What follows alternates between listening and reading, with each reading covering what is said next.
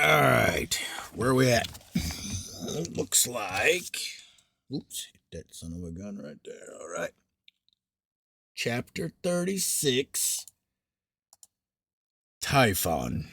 In revenge for the destruction of the giants, Mother Earth lay with Tartarus imprisonedly in the Corycian cave of Cilicia, brought forth her youngest child, Typhon, the largest monster ever born.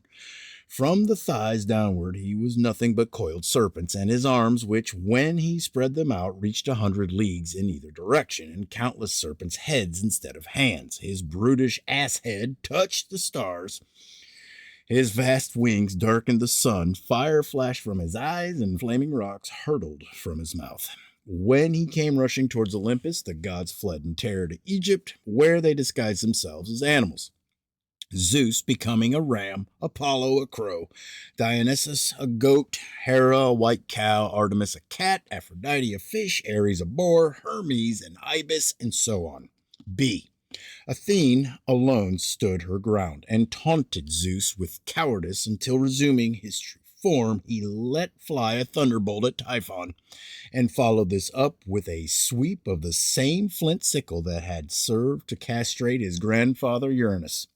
Wounding and shouting, Typhon fled to the Mount Casus, which looms over Syria from the north, and there the two grappled.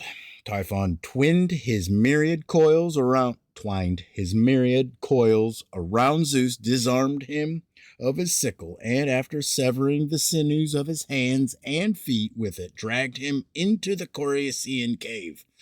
Zeus is immortal, but now he could not move a finger, and Typhon had hidden the sinews in a bearskin, over which Delphine, a serpent-tailed sister monster, stood guard.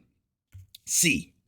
The news of Zeus's defeat spread dismay among the gods, but Hermes and Pan went secretly to the cave, where Pan frightened Delphine with a sudden horrible shout, while Hermes skillfully abstracted the sinews and replaced them on Zeus's limbs. D. But some say that it was Cadmus who wielded the sinews from Delphine, saying that he needed them for lyre strings on which to play her delightful music, and Apollo who shot her dead. E. Zeus returned to Olympus and, mounted upon a chariot drawn by winged horses, once more pursued Typhon with thunderbolts. Typhon had gone to Mount Nysa, where the three fates offered him ephemeral fruits, pretending that these would restore his vigor, though in reality they doomed him to certain death.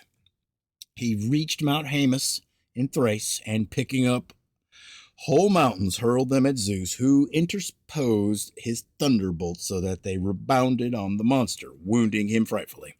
The streams of Typhon's blood gave Mount Haemus its name. He fled toward Sicily, where Zeus ended the running fight by hurling Mount Aetna upon him, and fire belches from its cone to this day.